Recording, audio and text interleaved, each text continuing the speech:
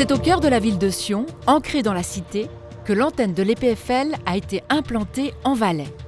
En phase avec la vie quotidienne et la réalité urbaine, quelques 160 scientifiques mènent leurs recherches notamment dans les domaines de l'énergie.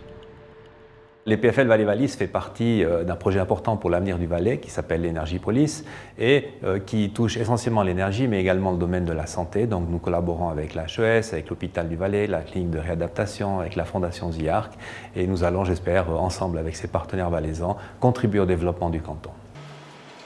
L'efficience énergétique ainsi que la mise en œuvre des piles à combustible pour la production combinée de chaleur et d'électricité sont aussi inscrits dans l'ambitieux programme de recherche.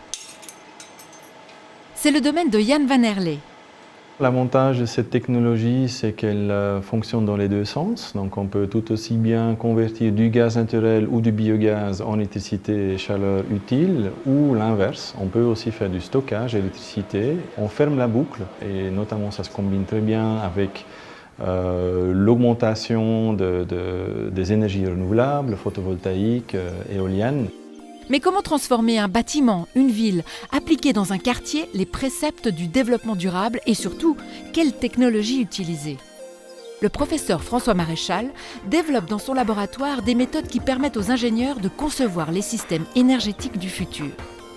On va regarder d'abord quelles sont les personnes qui habitent et puis de quoi elles ont besoin.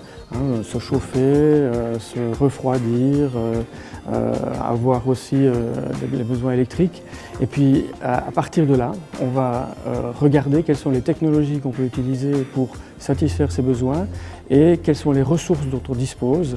Donc on va identifier le soleil, la biomasse, l'énergie dans le sol et on va essayer d'assembler tout ça pour faire une solution beaucoup plus efficace que la solution qu'on utilise aujourd'hui.